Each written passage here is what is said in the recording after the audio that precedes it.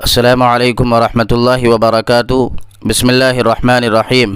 محترم سامعین و ناظرین، مفتی اعظم حضرت مولانا مفتی عبدالرحیم صاحب قاسمی دامت برکاتہم العالیہ آپ کے سامنے نکاح کے تعلق سے خطاب فرمائیں گے۔ بغور سماعت فرمائیں، آپ خود بھی سنیں اور اپنے دوست و احباب کو شیئر بھی کریں۔ السلام علیکم ورحمۃ اللہ وبرکاتہ۔ بسم اللہ الرحمن الرحیم، نحمدہ ونصلی علی رسولہ الکریم، اما بعد فاعوذ باللہ من الشیطان الرجیم، بسم اللہ الرحمن الرحیم۔ ومن آیاتہ ان خلق لکم من انفسکم ازواجا لتسکنوا الیہا وجعل بینکم مودۃ ورحمہ۔ صدق اللہ المولانا العظیم۔ محترم سامعین و ناظرین، اللہ جل شانہ کا بڑا احسان ہے، اس کا کرم ہے کہ اس نے ہم کو ایسا دین عطا فرمایا، مذہب اسلام عطا فرمایا، جس کے اندر انسان کی تمام ضروریات کے بارے میں احکامات موجود ہیں۔ انسان کو اپنی زندگی گزارنے کے لیے جن چیزوں کی ضرورت پڑتی ہے وہ نکاح بھی ہے، اس لیے کہ انسان فطری طور پر اس کے اندر جو صلاحیت رکھی گئی ہے تو اس صلاحیت کو صحیح جگہ پر خرچ کرنے کے لیے ضروری ہے کہ وہ نکاح کرے۔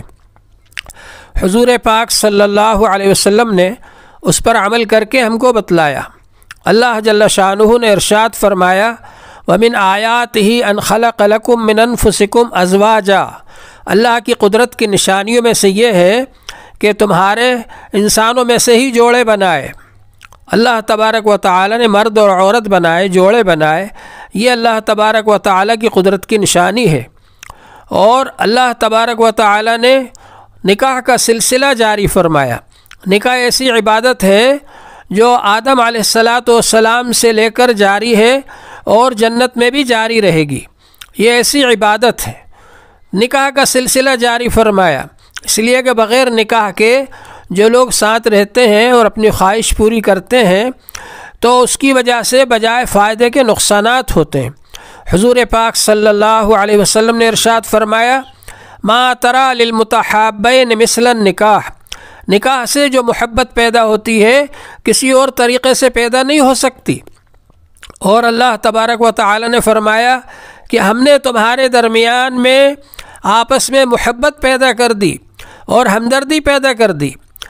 موجودہ زمانے کے اندر جو لوگ ویسے ہی فرینڈ بازی کرتے ہیں اور ساتھ رہنے لگتے ہیں تو جوانی تو وہ ساتھ رہتے ہیں اور جوانی کے بعد پھر بچھڑ جاتے ہیں، بڑھاپے میں ساتھ نہیں رہ پاتے۔ لیکن اسلام نے جو طریقہ جاری فرمایا نکاح کے ذریعے سے، اس میں نہ صرف یہ کہ جوانی میں محبت قائم رہتی ہے بلکہ بڑھاپے میں بھی ایک دوسرے کی ہمدردی رہتی ہے اور موت تک دونوں ساتھ رہتے ہیں۔ تو اسلام نے ہم کو اس بات کی تعلیم دی کہ ہم نکاح کریں۔ حضور صلی اللہ علیہ وسلم نے ارشاد فرمایا، یا معشر الشباب من استطاع منکم الباءۃ فلیتزوج فإنہ اغض للبصر واحسن للفرج ومن لم یستطع فعلیہ بالصوم فإنہ لہ وجاء۔ اے نوجوانوں کی جماعت، تم میں سے جو نکاح کی استطاعت رکھتا ہو نکاح کر لے، اس لیے کہ نکاح کرنے سے ایک فائدہ تو یہ ہوگا کہ نگاہوں کی حفاظت ہو جائے گی، نظروں کی حفاظت ہو جائے گی، اور ایک فائدہ یہ ہوگا کہ پاک دامنی حاصل ہوگی۔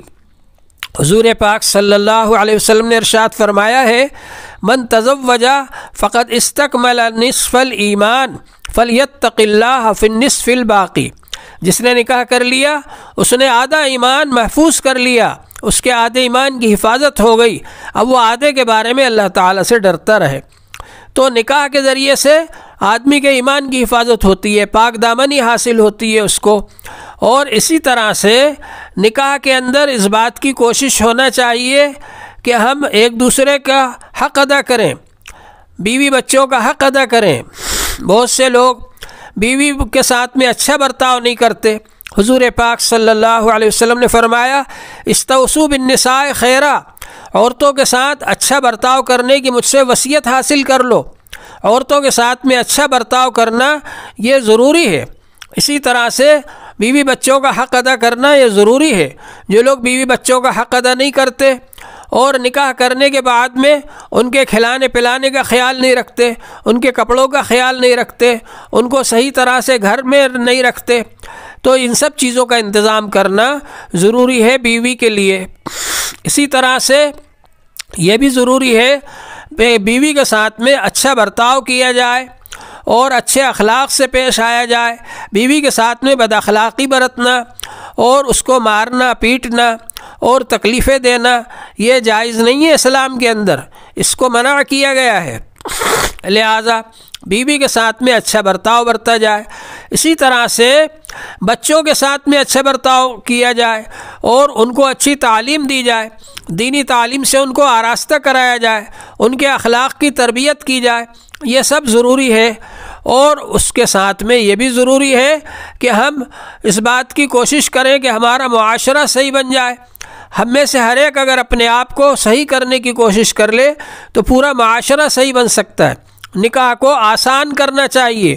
حضور پاک صلی اللہ علیہ وسلم نے ارشاد فرمایا ہے، ان اعظم النکاح برکتاً ایسرہ مؤونہ، سب سے زیادہ برکت والا نکاح وہ ہے جو آسان طریقے پر ہو۔ جتنا زیادہ آسان طریقے پر ہوگا اتنا ہی زیادہ اس میں خیر و برکت ہوگی۔ موجودہ زمانے کے اندر اگر کوئی مالدار ہے تو وہ یہ سوچتا ہے کہ میں بہت زیادہ اسراف فضول خرچی کرتے ہوئے وہ شادی کرتا ہے، بہت بڑے پیمانے پر شادی کرتا ہے۔ حضرت عبد الرحمن بن عوف رضی اللہ تعالی عنہ اتنے مالدار صحابی تھے کہ ان کے ہاں سونا کلہاڑی سے کاٹا جاتا تھا، لیکن انہوں نے اتنے خاموشی سے شادی کی کہ حضور صلی اللہ علیہ وسلم کو بھی پتہ نہیں چلا۔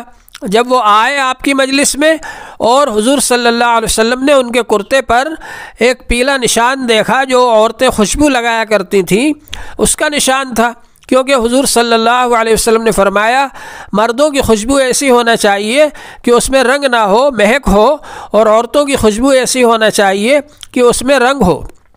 تو وہ رنگ والی خوشبو کا نشان تھا۔ تو آپ نے پوچھا کہ عبد الرحمن یہ کرتے پر کیسا نشان ہے؟